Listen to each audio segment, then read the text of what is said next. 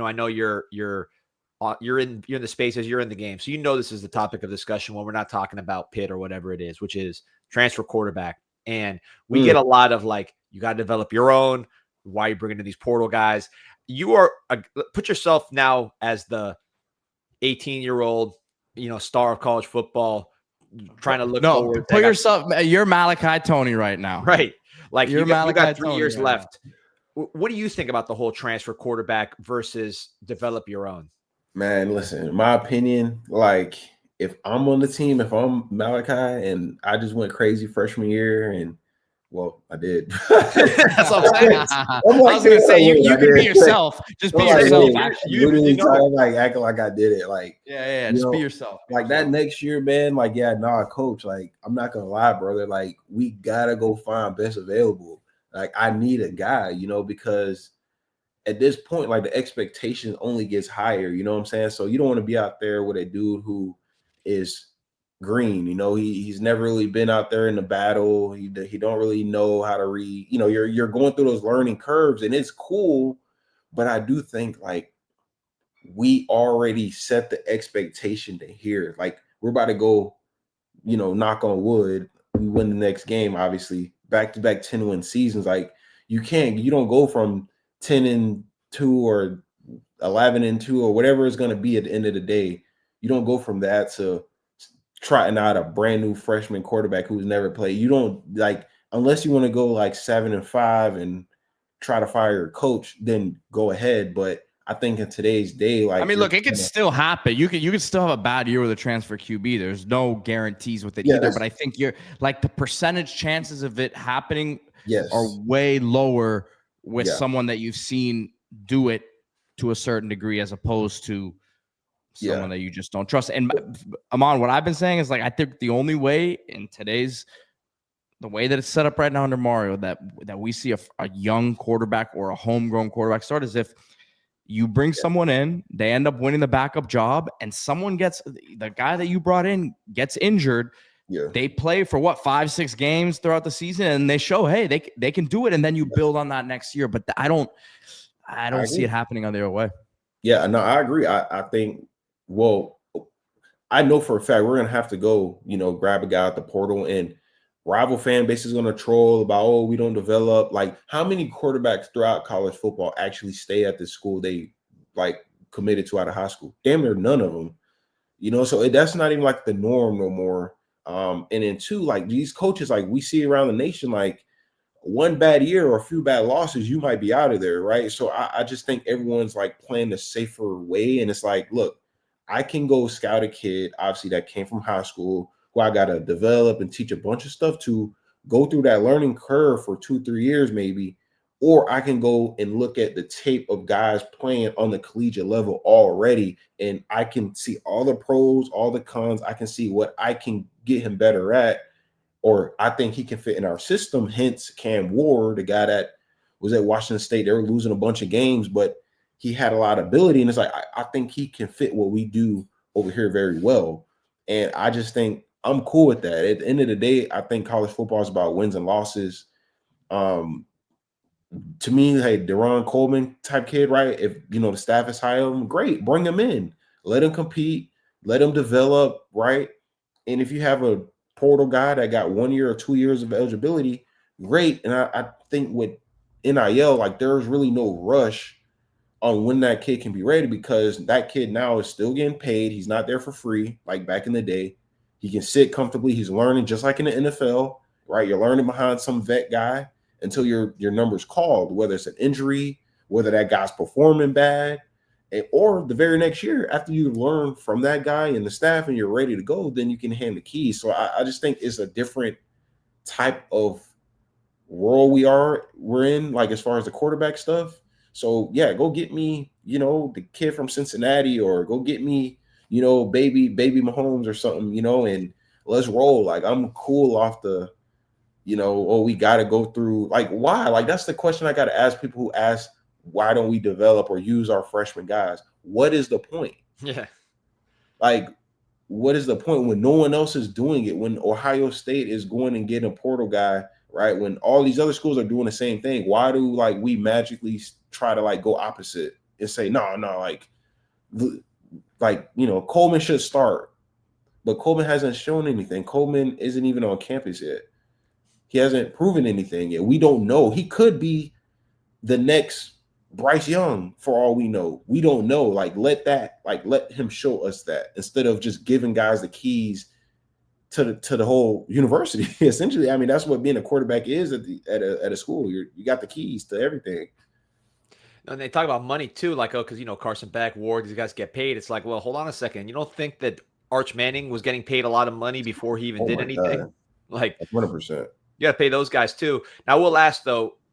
Everybody's different. So every quarterback's personality is different. Locker room fit, portal, homegrown. They're all different people. So let's put that aside and just kind of speak generally.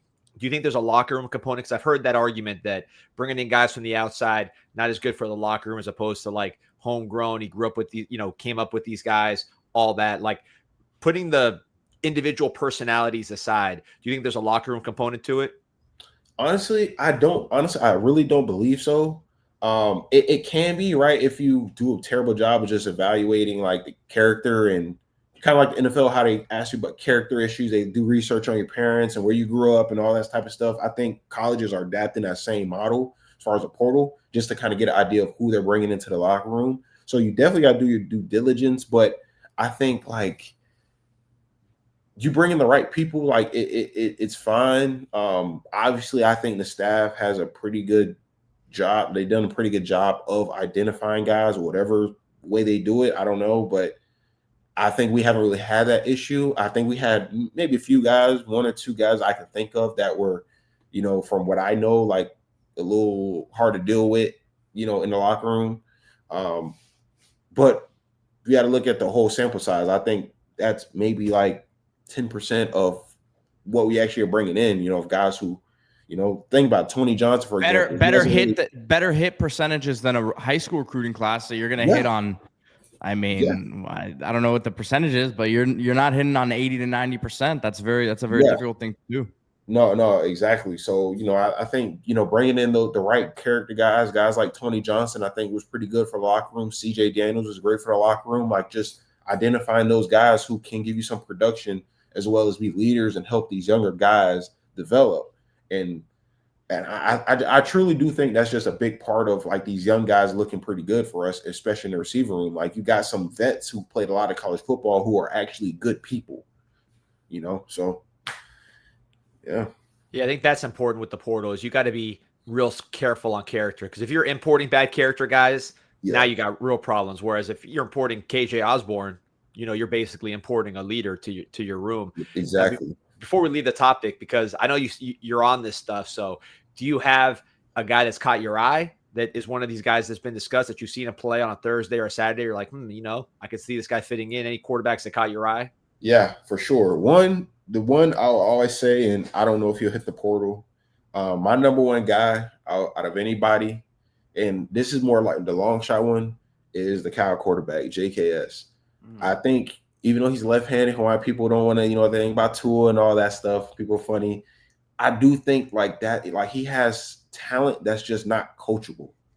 He has arm talent that is just God-given. No coach has got him that. That's just him, and I think you put that kid in the offense with weapons and the offensive line and a run game, he is an elite. He's already, in my opinion, I think he's great. I think he can literally get to that elite level when he actually, is not a true freshman, for one. Two, he's in one of those systems with actual weapons, and I think he'll be scary. That's him. But my realistic option, man, I like that Cincinnati quarterback. I'm gonna tell you why. Let's hear it. When watching the film, right, I see a dude who's a dual threat. I think he's a lot more agile, and he is a runner than people I guess give him credit for. He has stick game. He's spinning. He's juking guys. He's running through guys in the goal line. I like that. Also, when I'm looking, I see a guy with a quick release. Why I think that's important? Because it reminds me of Cam Ward. I think Cam Ward had one of the quickest releases I've seen in a long time. And when I'm watching this kid, I see something similar, flick of the wrist, and he's playing at Cincinnati. Let's just be honest, Cincinnati don't got the best weapons. They don't got the best run game or anything. And he's been dealing over there. So those would be like my first two. After that, you know, you got like the Levitts of the world, which I like. I just think he has that injury and stuff like that. And I just don't think the staff will want to go through another thing of a guy missing spring, because I think we've seen, you know, missing that whole period of time can have an effect, like, you know, just on like the offense humming and, you know, flowing a little bit. And then you got baby Mahomes. That'd be the last guy on my little short list. You know, baby Mahomes. I think he has a lot of potential, 5-star guy coming out. I just think when he went to Nebraska, it was one of those situations where he's like bigger than a program. Like, I just think Nebraska was like in a bad place where he almost had the keys to everything. You know, he was the guy, like, and I just feel like if you put a guy like that, like in the correct system with equal talent, guys who are probably better than him, guys, give him Malachi Tony, right? And I think you can get a lot out of a guy like that because he has talent. So that'd be like one of the last guys on my list. But and let me tell you something. Yeah. He's a guy that it's interesting because it's one of those things where you don't want to, he has such an arm talent. You don't want to take certain things out of his game, but I can see some similarities to not as productive anywhere near what Ward was previously, but with some of the turnover stuff and some of just the, I don't want to call it mechanical issues because I don't think Dawson did anything to change anything that Ward had, but with the protection that he's going to have, I think it'll clean a lot of the stuff up that is an issue for him right now. Yeah, I think he's like, Raiola is like second or third in like pressures and sacks. Something crazy. I think he has like 28 sacks, like 100 and some pressures. Like, pretty much like he's always on the run. He's always on the run. So to your point, yeah, I think like you can, like, that's why I think I like evaluation so much, because you can look at something so terrible or a guy that's not where he should be, and you can like take him and put him in your system that you know works for him based off the pros you see him do, right? His throw angles, arm strength, you know, just ability to evade pressure in a pocket. Like I said, 100 and some pressure, 28 sacks. That means you're evading those majority of the sacks, obviously. So, you know, and then he's always under stress. Like, you know, I like to see him in a nice clean pocket with talent and Malachi Tony streaking down the field. Like, I would like to see what that would look like. And I think that's what the coaches kind of do. You know, what would that kid look like in this system? Not what he's done at whatever school he's before. Like, what can we get out of him here? And, you know, it's been working the last 2 years for us, to be honest. I couldn't have said it better. I agree totally. And like, we're selling the best. We got the best pass block and offensive line period in the country. You can say what you want about the running game this year, but I mean, the numbers, the visuals, I mean, you've seen these pockets, it's crazy. And then Malachi, on top of everything else, that's easy sell, I got to think.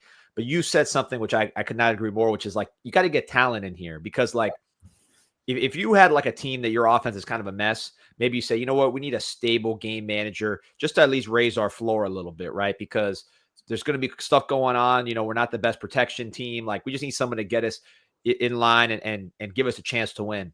When you have the best protection and you know the guy's going to be able to show his talent, well, then give me the guy with the most talent, because that talent's going to come to the field. He's going to have time to do it. And now you have a higher ceiling, because Cam Ward might have been something at Wazoo, you know, but now you put him with all this time and you're going to see things you've never seen before in your life because he has time to do it. So I'm with you. Get the most talented guys. Obviously the character and stuff's got to be good too, but get the most talented guys and then bet on your offensive line to bring that talent out. Yeah. Hey, I'll say this, Raiola and Adidas, don't discount that being an important factor in this thing. I didn't think about it. I'm just saying. I literally forgot. I literally forgot that Adidas in Nebraska are a thing. Yeah, I mean, I would be happy. I would be smiling ear to ear if he were to come. I think the kid I feel like he has like an it factor in his game. It just hasn't been brought out yet. But when I watch him play, like he has the aura that people look for, that quarterback kind of moxie and the competitive kind of like edge to him as well. I just think he's on a bad team. Like, I really just think he's on a bad, like, Nebraska's never been good to me. You know, I know they got to get the coach there, Matt Rule, and he's trying to get the thing rolling. And I just don't see it, though. I've never thought Nebraska was trending in a positive way. I think he just went to a situation that, I don't know. Is he from Nebraska or something? Or his dad played played there, and his dad's a coach, Dominic Raiola, Dominic Raiola was a good center. Their grandfather, and I've heard this from multiple people. I've seen the picture. I didn't even know this. I should have. His grandfather played at UM. First Hawaiian player at UM was his grandfather.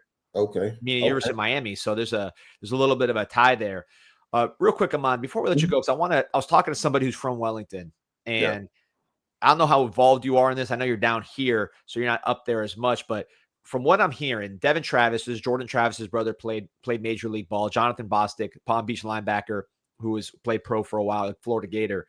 They're like basically making like the IMG of South Florida in Wellington. Like, what do you know about this project? Are you involved at all? Or like what can it mean to recruiting down here if you got a basically an IMG an hour away?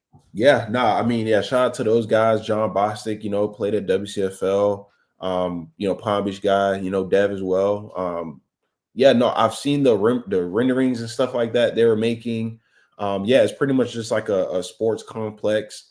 Like you said, like an IMG where, in my opinion, it's like a great thing to keep a lot of those local Palm Beach County kids like in Wellington, I should say more specifically, because I don't think people realize there's a lot of like talent that has came from Palm Beach County, but out of like Wellington area, more in particular. A lot of those guys end up going to other schools like Dwyer or, Cardinal Newman or whatever. But I like what we're doing. Yeah, the Wellington Sports Academy is the name. I wish I was a part of it. I kind of like found out about it. I just seen them posting about it, and I seen like all the edits of what it's supposed to look like and all that stuff. So I thought it was pretty dope, and I thought it was something that we needed just as a community, just like a hub. Because there's a lot of guys that come from, whether it's baseball, basketball, like we've had some guys that's played some pretty good Division I football come from this, whether it's Wellington High School indirectly or schools in a close area. So it's good to see. It's big for the community. A lot of talent, like I said, a lot of youth coming up. WCFL, the football league, like always, we've had talent. Like I said, John Bostic played out there. There's a bunch of guys that played Division I football that came from like, the youth league kind of like program, or I should say league. But it's great. Hey, if they need some other hands in there, hey, they know my Instagram or number. They call me, hit me up, let me know. I think it's big for the city, and I'm excited to see once it's done and they cut open that little bow thing in the front. I'll be there working out and stuff. So sure. I don't know why I just thought about this, and it's completely going back to Raiola. I just started laughing though, thinking about listen, the Mahomes stuff. It's a little weird to me, but Amon, could you imagine him walking into that locker room and what the South Florida guys are going to say to him? I think he'll drop that Mahomes thing real fast if he walks into the Miami locker room. I think it's one of those things where, South Florida guys are very like blunt in like what they think, really don't care. Like it almost seems like, what are the repercussions? Who cares? Like, bro, you're tripping. So I think like I think it'll tone down a little bit. That's what I'm saying. I think in Nebraska, like it was just like he can do that. No one's gonna check. Who's gonna check him there? Your dad's the coach. You're the number one recruit in the country. Like, no one cares. In my opinion, like how I see it, like maybe that's what I meant when I said I think he has like the it factor in there. It just hasn't been brought up. I think, in my opinion, that, and if you're watching this, Mr. Raiola, dad, grandpa, whoever, look, I'm not being disrespectful. I'm just being honest. I truly think if he was himself, he will be 10 times better than what he's shown already. I give an example. That's like me as like a 6'2" receiver. I'm trying to play like Tyreek Hill. Right. I'm doing everything that Tyreek Hill is doing, but you're not Tyreek Hill. That's not your style of play. I think if he was Dylan Raiola, he would be up here already. If I was just Amon Richards, I would be playing. You know what I'm saying? Like, just play your game, do what you do very well. But I think he's taking what Mahomes is doing, which is cool. I think a lot of players do it, but when it comes to like how he walks, how he, throwing angles, and I feel like you're getting outside of what your natural talent is. You know what I'm saying? Like do what you were gifted to do. And I think again, there could be, you saw Beck. We understand what the idea was about him coming in terms of his personality and all that. Everything that I've heard and I've seen has been that he's a down-to-earth dude who the guys really like to be around, and he's had a great attitude. I heard I think Miami can kind of do that to you sometimes, especially when he was humbled the way he was, I think, in the offseason with the injury and everything going on. And again, hypothetically, Raiola would be dealing with the same sort of thing because it didn't work out to the high degree the last couple of years here. You still have that 5-star thing following you. He gets a lot on social media. Some of it probably brought to himself with the Mahomes stuff, but I think it would be a similar sort of Hey Pete, I got a funny thing for you, man. Imagine we come out to smoke and you know how the players run to the end zone and they do the prayer. After the prayer, you see baby Mahomes just running down the sideline doing the Mahomes. Oh my God. That would be the crowd's gonna get lit, but I'm gonna be laughing, bro. I'm like, boy, this is real, bro. This is actually real. we need all I know is that on Saturday, be themselves, but I wouldn't mind a little Amon Richards impersonation against Pitt. Yeah, you know what I mean. 180 yards. We'll take that kind of performance. Yeah, no, I think Mally gonna go for probably like 120, 130. I think he's gonna have about. I know you gave an accurate prediction last week, so I'm gonna go ahead and put it on the books. I think Mally's gonna go for 9 catches, 120 yards, a touchdown, and we go on to get a double-digit victory. Let's go. We'll clip that one up on Sunday. Hey, I'll throw in 2 completions. Here we go. 2 there completions. Oh, that's the part I keep forgetting. Yeah, I forgot he can throw a damn touchdown pass too. So yeah, he probably he'll complete at least one. If the over under was 1.5, I'll take 2. I'm with it. I'll take the over. All right, man. You're the man. Appreciate you always. Thank you. Have a great Thanksgiving with your fam. Go Canes. Yep. You too, man. Happy Thanksgiving. You guys be safe. Go Canes, man. I'll see you guys next Tuesday. That's it. Great segment, man, with the Mon. That was fun. Yep, as always. D, I want to mention real quick. Of course, it's Thanksgiving, and I would be remiss if I did not mention Lomelo's Meat Market, fresh Wagyu beef delivered to your door nationwide. If you're not here local in South Florida, you can use that promo code CIS10 for 10% off your order. If you are local, Lomelo's is right past Dayland, 9810 South Dixie Highway. So about 10 minutes from campus. You see some of the beautiful options here. See that tomahawk on the grill. So if you're not going to be traveling to Pittsburgh for the game this weekend, of course, you could check out Lomelo's to stock up. Promo code CIS10. Listen to me, really, you can knock out your whole Thanksgiving. You roll Lomelo's right there. Yeah. Right there next to Dayland. So you go to LaMelo, you get your meat for the grill. Then you roll right to Dayland Mall Dining Pavilion and get all your sides, get all your pastries, get all your kind of non-steak, for the grill items at Islas Canarias Catering, man, right there for your Thanksgiving. A little bit of everything. Look at this package. 20 OG ham croquetas, 3 egg, bacon, and cheese empanadas, 2 beef empanadas, 2 chicken empanadas, spinach and cheese. I mean, this thing goes on and on. That's just one option. And we got Noche Buena next month too. So you know that it's going to be popping for that. The catering is a no-brainer. And listen, you don't have to be Cuban, man. You'll be blowing minds with some of this stuff. The yuca bite, some of my favorites always. Tequeños, if you want to do a little Venezuelan flavor with it, kind of basically elevated cheese sticks, we'll call them if you're not familiar. But next level cheese sticks, beans, rice, you name it, they got it. You always go to the Islas Canarias and just get your lunch, especially if you're you're trying to get something before the big Thanksgiving dinner later today. But yeah, man, catering can't be beat, and it's so convenient. All the different kinds of options. Islas Canarias, Cuban Express. I got one more, Pete, because it's gonna be a lot of aches and pains this weekend. People playing on a full stomach, maybe now